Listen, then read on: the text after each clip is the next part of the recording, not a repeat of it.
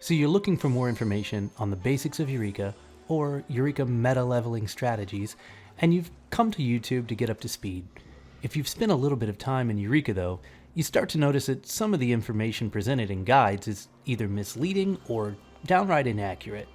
The following clips are some examples of commonly repeated statements that are subjective opinions at best and statistically inaccurate at worst.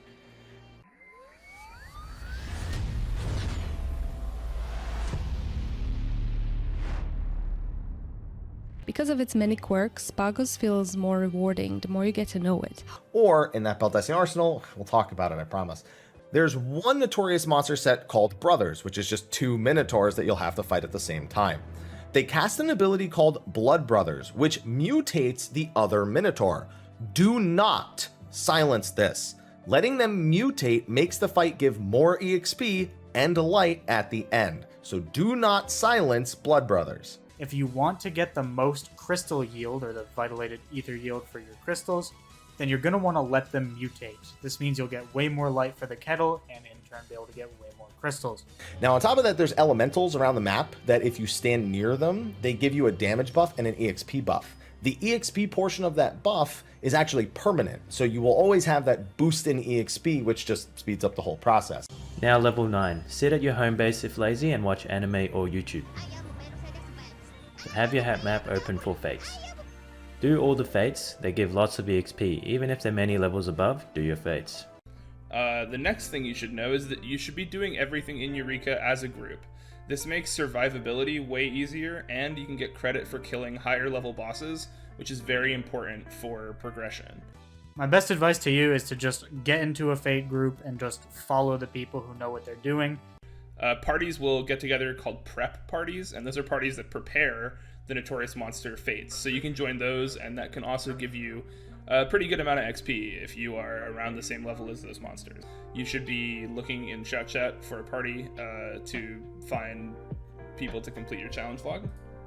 As for fates and challenge log, when fates pop in the lower area, definitely go and do them. The fate experience in Pagos has been buffed significantly. This is why I don't recommend skipping them. And on top of that, notorious monsters, they're still great for leveling, way better than they were when you may have done Pagos initially. And you are now ready to join the NM train, or the Fate train, in Eureka. This ensures that even if you're under-leveled for the Fate, you'll still get tons of EXP from it and be able to level up quickly. Make sure to respect hold times, it'll help everyone out in the entire zone. Bunny Fate gives good early EXP. It's way better to ask for a res than it is to de-level and have to grind all that back. The next piece of important information is that respawning drains your elemental level. So if you die, you have to use Shout Chat and wait for a res, or you will lose very, very valuable XP. You lose a lot. It's a lot worse than Boja. Or maybe even do the 56-player permadeath raid that was the Baldesion arsenal. You should not enter Eureka Pagos before you're finished your weapon, and you should probably be over level 20. The best thing to do would be to wait till you're level 22 or 23 so that you can actually begin to do the notorious monsters in the area. Now, I know I just said you needed to be level 20 to enter Pagos, but I recommend you get a little more levels in Animos before going to Pagos. The enemies in Pagos are far more brutal than Animos, and they aggro a lot easier. So you'll be in a lot more danger if you come here just at level 20.